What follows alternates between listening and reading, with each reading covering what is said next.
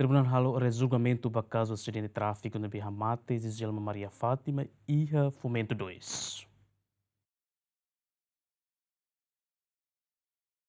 Tribunal Primeira Instância de Licesta ne halo resulgamento do caso Matabian Giselma Maria Fátima nebe mate e Fomento 2 loza funamburas ne oin tambahetan soke husi motor nebe conduz husi arguido o inicial MSDC. E resulgamento ne tribunal husuba assistente no sasensira ato apresenta factos nebe mak necessário no labele repete declaração nebe hanesa ne processo primeiro interrogatório. No ne defensor público Estáquio Guterres no dar assistente para a família Matabian Giselma, o tribunal ato permite família haturu gravação vídeo nebe mak família foti husi loza funamburas no loza totobola, mas be tribunal husu atu hare direita e a gravação vídeo e a loza fatin, no ne tribunal concorda hodi hatunda spaiso.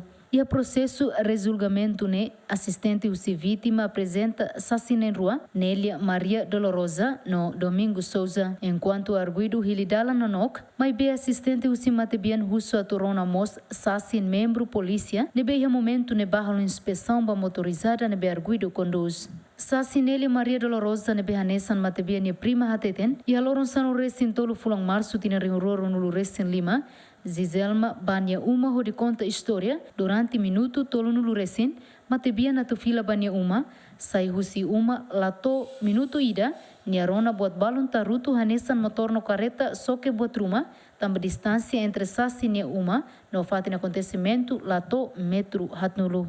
Nune Sassin ne halai basic ba fatin acontecimento, hodi koko bolu Matabian nyanaran, mai betuir Sassin Matabian nyaran sai husi tilun no parte ulun. O situação ne Sassin ne lai hanoin atu husu tuir konaba semak soke Matabian. Nune nyeho pânico foti Matabian nya telemóvel husi bolso, hodi contacto Matabian nya mão, nune sira imediatamente husu ajuda ba mana ida ne benya careta para ia loza funamburas oin, hodi lori Matabian ba centro saúde Comoro.